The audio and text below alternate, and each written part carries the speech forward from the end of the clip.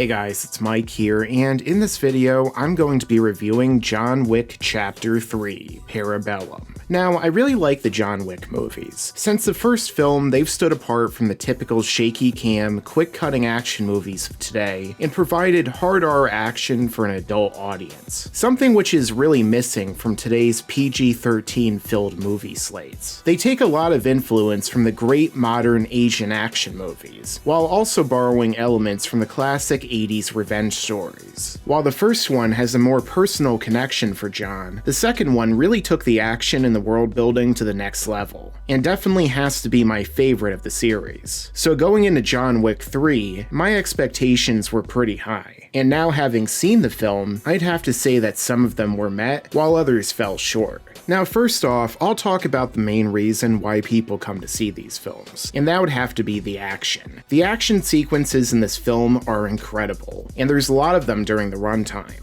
The movie takes place right after the ending of John Wick 2, where he's now excommunicado and has a massive bounty on his head. Naturally, this results in a bunch of different assassins coming after him and action ensuing. And the fight sequences in this film are really well choreographed, which is to be expected from director Chad Stahelski and the choreographers behind the Raid movies. There's hand-to-hand combat, fighting with knives, and lots of gunplay. And they find some really interesting ways to incorporate the environment around them, such as in one awesome fight scene with a horse, which people who have seen it definitely know what I'm talking about. And as we saw in the other John Wick movies, they turn the fights up to 11 and go really over the top with them. However, I feel like they went a little too over the top at points in this movie, which is saying a lot after the second one. And some of the choices that the characters make during these fights and even after them don't always make sense, and are only really there to continue the action. Of course, Keanu Reeves reprises his role here, and is once again amazing in his fight scenes, incorporating his martial arts training and gun training in some great ways. And someone else who surprised me would have to be Halle Berry, who was also involved in the action, and you can tell that she really trained hard for this role, and is really badass here as a result. Although her time in the movie is a lot less than I was expecting from the trailers. But there is also tons of cameos by some of the top martial arts movie actors of today, such as Mad Dog from The Raid, who naturally has one of the best fight scenes in the movie. Although I was disappointed that some characters who were set up to return from 2 didn't make an appearance here. And of course, the cinematography is also on point in this movie. It's really nice when you can actually see fights and understand what's happening compared to the typical action we see in most blockbusters now. However, my theater was having technical issues, so I might have to rewatch this to get the full effect. But the thing that stood out the most would have to be the audio, because I saw this in my theater's version of IMAX, and the Dolby audio really takes the theater-going experience to the next level. So on a technical level, this film is great.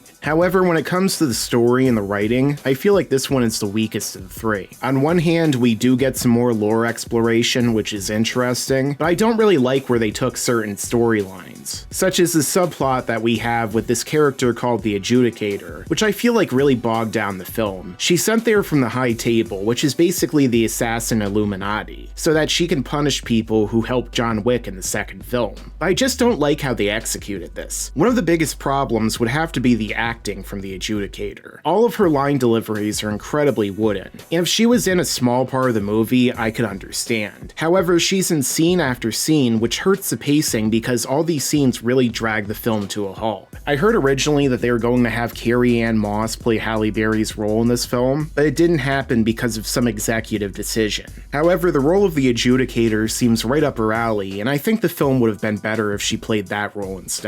And another thing I'm not really a fan of is the fact that this isn't actually an ending to the story. It seemed like they were setting this up as the grand finale to a trilogy, but that just isn't the case. And considering how this film turned out, I feel like it might have been better if they had a more contained ending. It makes a lot of the film feel like setup as a result. So overall, John Wick 3 is a fun action movie that's technically great. But when it comes down to some of the other elements, I feel like they hold this film back from being as good as the others. I'm not sure I would say it's the weakest one at this point, but I don't think it was quite at the level of the last one. But maybe my opinion will change when I rewatch it on Blu-ray. I'm going to give John Wick Chapter 3 Parabellum a 7.5 out of 10. I'd recommend this movie for fans of the other two, and R-rated action films in general. It's certainly better than most action movies these days. So have you guys seen John Wick Chapter Chapter 3? And if so, what did you think about it? Let me know down below. Also, don't forget to like, comment, share, and subscribe, and make sure to stick around, because there's a lot more to come in the future.